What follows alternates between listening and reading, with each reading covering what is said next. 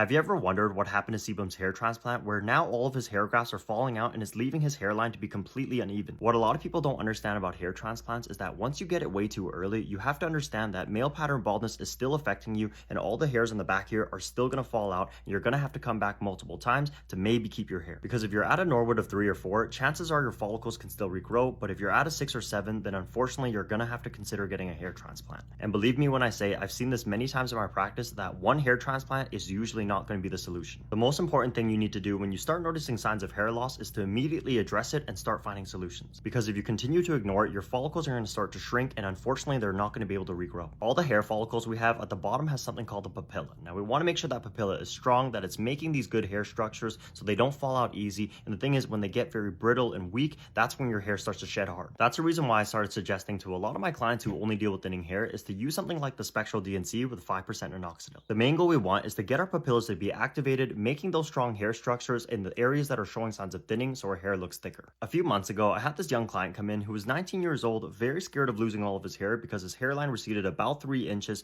and it got to the point where he really wanted to get a hair transplant. But I told him not to take that risk and try using Spectral DNC for at least a month consistently before coming back to me. He came back a few days ago for a follow-up, and the amount of progress that I seen on his hairline, like especially in this area here where he was actually showing signs of thinning, got me to a point where I didn't even think he needed this at all. I was surprised because when he first came in the waiting room, I honestly didn't even recognize him because of his hair. Results may vary from person to person, but you really have to be consistent with this to actually see some progress. If your hair is thinning and you're noticing a really bad receding hairline, I'm telling you, try out the spray. I'll leave you a link so you can get one too.